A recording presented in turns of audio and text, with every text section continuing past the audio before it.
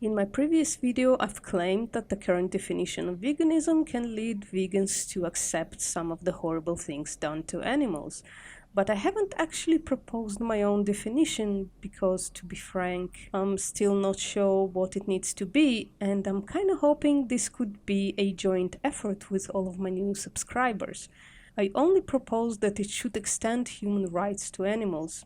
Mind you, not all rights, of course, only those that logically follow when animals' abilities and needs are examined. For instance, what would a chicken do with the right to vote? They sure can benefit from it, yes, but they won't understand the concept of voting and party division and such, and probably won't be able to perform the entire task without assistance. But what would they do with the right to life? Well, they'd live, that's what. This time I want to see how my proposal stacks up against the current definition in practice, in real life, and I'm going to use the cultivated meat industry as an example. I didn't bother finding them all, I only went by what I already know about cultivated meat, because I don't think there's need for an extensive overview here. We are just checking our moral systems. I chose 3 examples of technologies that produce cultivated meat to measure their veganism, if you will, from the point of view of the definition of veganism by the Vegan Society, i.e. the current definition, and from the stance of extending human rights to animals. Let's prematurely call it rights-based definition. One of the technologies that produces cultivated meat uses fetal bovine serum. The reality is that the mom cow is slaughtered, the fetus is then removed, and their blood is pumped out. Okay, let's see if the final product of that is vegan. If we go by the current definition, it's clearly not vegan. It's an animal product, it's exploitation of multiple animals, and it's possible and practicable to avoid. With the rights-based definition, it's a violation of rights of multiple animals in the primary act of slaughter. I don't have a way to know if the fetus is sentient yet, so I can't speak on their rights, but nothing in this case is done with the animal's best interest in mind, so not vegan by both definitions. Another startup claims to create the cell lines and grow them infinitely from discarded DNA, like fallen feathers of chickens and such. The reality is that all animals constantly leave their DNA behind, and the creators of this startup can follow some animals in a sanctuary and collect whatever is needed.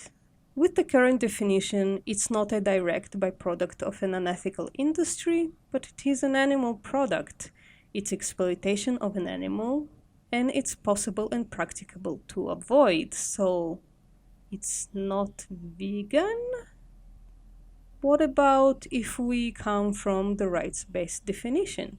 I think in this case it's a logical right to grant to humans because there could be legal implications of DNA sequencing that is mass-produced, like identity theft, cloning, claims of child support, and maybe other things my naive brain can't even think of. I don't think we need to extend this right to animals though. They don't need identity protection. Now, is it in the animal's best interest? On the individual level, it's not affecting their interest in any way, but on the species level, it's very beneficial, I think. So I declare it vegan. What about a technology that produces infinite cell lines from a single biopsy of a single animal? As in the previous case, by the current definition, it's not vegan by just being an animal product. But what about rights-based definition? It's a bit more complex, I think, and I might change my mind while breaking this down. I'm putting myself in the hot seat and appointing myself guardian of all animals. If the reality is that a biopsy will be taken from a free wild cow or a cow that lives in a sanctuary, then I decline immediately. It's not in their best interest in any way, it is infringement on their rights, and as the guardian I have the obligation to declare it not vegan. But what if the reality is that there is a cow that is about to get slaughtered?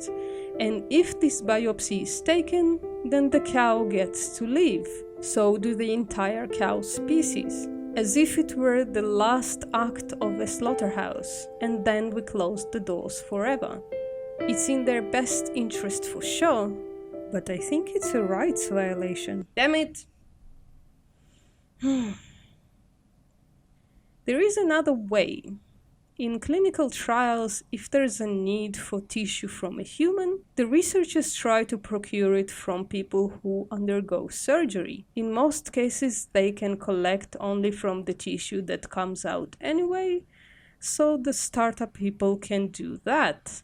They can wait for a cow to undergo a surgical procedure, like cutting off a limb, and get healthy cells from that. Now it resembles the second example, but I'll declare vegan anyway, because under rights-based definition, we can look and find for another instance when it wouldn't be an infringement on rights of an animal to make this product vegan. I'd also claim that the first bunch of cells is a rights violation, but the rest of them are scot-free. You'd ask, why am I working so hard to make cultivated meat acceptable under the vegan definition? Fair question, imaginary commenter. Well, because if cultivated meat and other animal products become a reality, then there is no need for the definition of veganism anymore. The entire humankind will have the foods they want to eat, and we can end all the systems of animal exploitation without convincing one more person of the vegan ethics. And within a few generations, I think it will just happen on its own, because those people won't be able to imagine that flesh or milk or leather ever came from killing an animal. It will be as foreign to them as voting is to a chicken. If you want to hear more postmortem analysis from a vegan perspective, I think you should subscribe.